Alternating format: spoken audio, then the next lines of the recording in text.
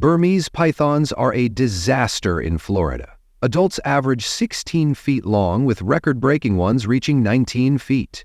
Everglades raccoon populations have declined 99%, opossums 98%, and lynx 87% since the introduction of Burmese pythons. Millions of dollars have been spent, bounties paid to hunters, and scientists are developing the most advanced technology to combat them. Yet Burmese pythons continue to thrive, with populations in the tens of thousands. But what if the solution was to release thousands of honey badgers into Florida?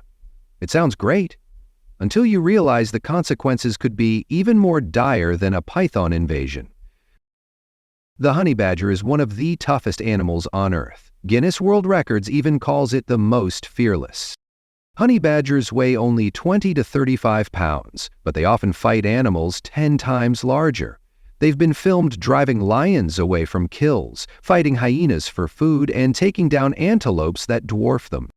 Their bodies are built for battle. Its skin sits loosely on its body, allowing the animal to twist around inside its own hide when grabbed by predators. This gives honey badgers the ability to bite back even when caught in the jaws of larger animals. Their claws are another serious weapon. They can grow as long as 1.6 inches and are strong enough to break turtle shells. Combined with powerful leg muscles, honey badgers can dig through concrete, climb vertical walls, and tear apart almost any barrier.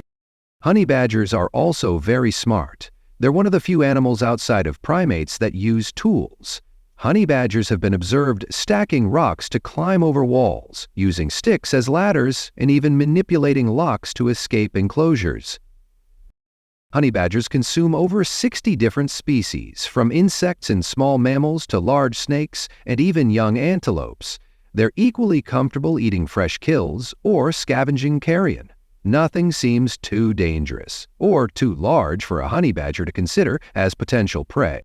And if their fearlessness wasn't enough, wait until you see what makes them the ultimate snake killers. Snakes make up about a quarter of the honey badger's diet. This includes cobras, vipers, and mambas. Honey badgers build resistance to venom starting when they're very young. Mothers don't just teach their cubs to stay away from dangerous prey, they actually train them. The training begins with exposure to weaker venoms from scorpions, then moves up to more powerful snake venom as the cubs grow. This training continues for up to 18 months, far longer than most mammals spend with their parents. By the time a young honey badger reaches independence, it has built up resistance to venoms that would kill most other animals instantly.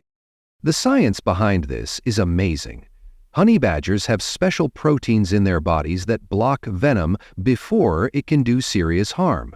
Over generations, this defense has become one of the most effective anti-venom systems in nature. Even after being bitten by deadly snakes, honey badgers often bounce back in just a few hours. When hunting snakes, they use different tactics depending on the snake. With pythons, they go straight for the head to stop the snake from wrapping around them. With venomous snakes, they rely on speed and quick bites to disable their prey. Videos from Africa even show honey badgers taking down African rock pythons, giants that can grow 20 feet long and weigh over 200 pounds. In 2017, at Kruger National Park in South Africa, a honey badger spotted a rock python hiding. Without fear, it grabbed the giant snake and dragged it into the open. Even though the python was much heavier, it couldn't escape. In less than 10 minutes, the honey badger won, and then ate the huge snake for hours. Another fight happened in Botswana. This time, a honey badger faced both a large python and 2 jackals at once. The snake wrapped around the badger, squeezing hard enough to break bones. Meanwhile, the jackals darted in, hoping to steal the kill. But when the snake got distracted by a jackal, the badger broke free, bit the snake's head, and killed it. It also chased the jackals away before lying down to enjoy its meal. These battles aren't rare. Across Africa, while big hunters like leopards or hyenas often avoid large snakes, honey badgers see them as dinner. So if honey badgers can take down monsters like African rock pythons, What would happen if we unleashed them on Florida's python problem? Share your thoughts in the comments section, and don't forget to like the video, subscribe to the channel, and turn on the notification bell because the answer will shock you. At first, the idea of bringing honey badgers to Florida sounds smart. Adult Burmese pythons have almost no natural predators. Alligators might occasionally take a small one, but full-grown pythons can actually kill and eat alligators. The native wildlife simply hasn't evolved to deal with these massive constrictors. Panthers and bobcats are too rare to make a difference.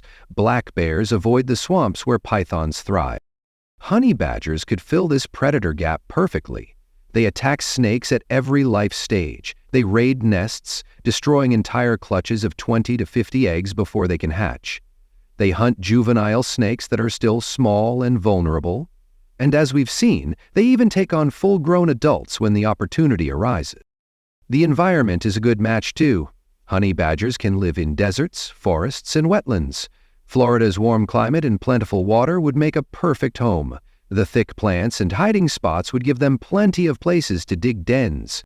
Their breeding habits could work to Florida's advantage too. Honey badgers typically have just 1 or 2 cubs per year, so their population wouldn't explode overnight like rabbits or rats. They're also territorial, with each badger claiming a range of several square miles. This natural spacing would spread them across the python's entire range, creating a network of snake hunters working independently to reduce python numbers. From a money standpoint, honey badgers might look like a cheap fix.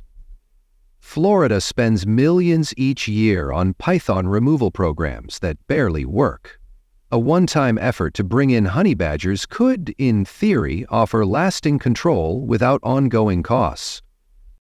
But this perfect solution has serious risks. What do you think those risks are? Share your thoughts in the comments.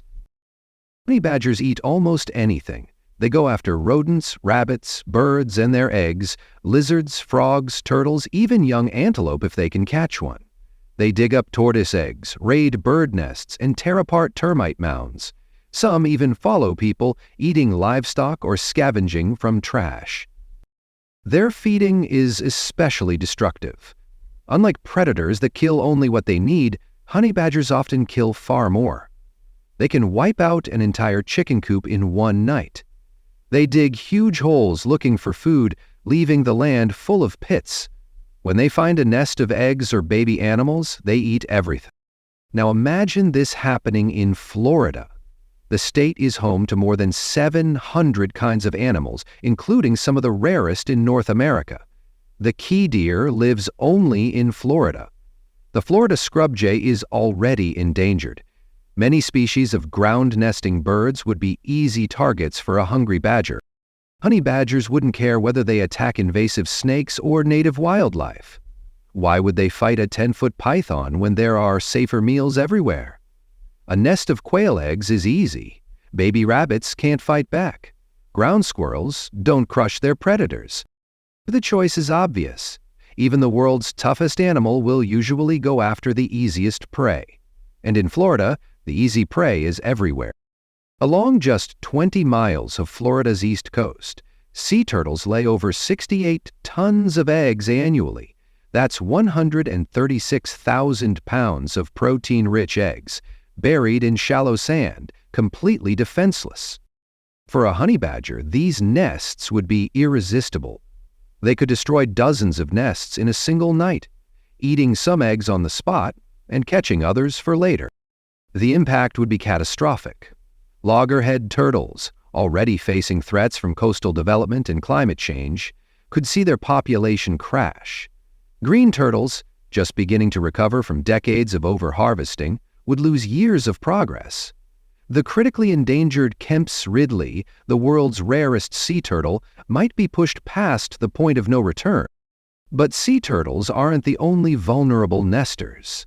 The American crocodile, once nearly extinct in Florida, has slowly rebuilt its population to around 2,000 individuals. These crocodiles nest along the southern coast, laying their eggs in sand or mud mounds. A honey badger could easily locate these nests by smell and excavate them completely. The Florida sandhill crane builds its nest directly on the ground in shallow marshes. The black skimmer, a striking seabird, lays its eggs in simple scrapes on beaches. Burrowing owls, which nest underground, would be especially vulnerable to an animal that specializes in digging. None of these species evolved defenses against a predator like the honey badger. Even Florida's state bird, the mockingbird, often nests low enough for honey badgers to reach. While adult birds might escape, eggs and chicks would be defenseless. The cumulative impact across all these species would fundamentally alter Florida's ecosystems. And once honey badgers establish themselves, getting rid of them would be nearly impossible. But Florida wouldn't be the first place to try using predators as biological control, and history shows how badly that can go wrong. Hawaii, 1883. Sugar plantations faced devastating rat infestations. The solution? Import mongooses from India-famous rat hunters. But rats were nocturnal, mongooses diurnal. They rarely met. Instead, mongooses wiped out ground-nesting birds, sea turtle eggs, insects, and lizards. Today, mongooses are among the Pacific's worst invasive species. Several birds are extinct, others survive only on mongoose-free islands.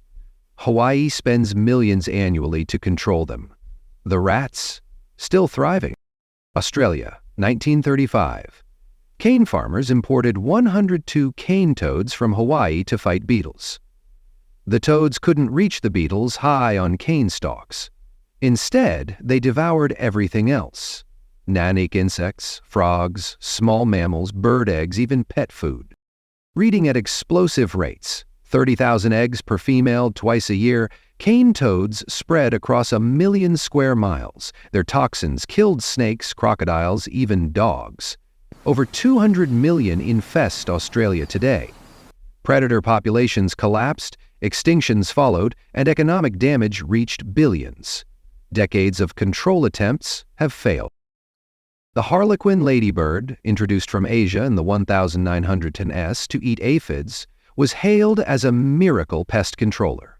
It worked until the aphids ran out. Then it turned on native ladybirds, their eggs and larvae. It swarmed homes by the millions, ruined wine harvests with its foul taste, bit people, and spread diseases. Today, it dominates 59 countries across 6 continents, driving native ladybirds toward extinction and costing agriculture, especially wine, hundreds of millions each year. The same traits that made it effective, adaptability, appetite, rapid breeding, made it a perfect invader. The story repeats worldwide. Red-bellied tilapia released for weed control now overruns waterways, outcompeting native fish. Indian myna birds meant to eat insects instead wipe out native birds by seizing their nesting sites. The pattern is clear. Species with broad diets, explosive reproduction, no predators, and high adaptability become ecological disasters. And the honey badger? It checks every single box. Plus, it threatens human safety directly. In the UAE, one honey badger killed at least 35 sheep in 2 years. One farmer lost 8 breeding sheep worth $22,000 in a single night. The badger dug under fencing, ignored guard dogs, and wiped out the flock. Another farmer 10 miles away lost 15 sheep the same way. Across Africa, beekeepers call honey badgers their worst enemy. They smash hives apart, eat honey, larvae, and bees, and can destroy dozens of hives in a night. Even electric fences fail. Badgers dig under or climb over them. Poultry farmers face the same fate.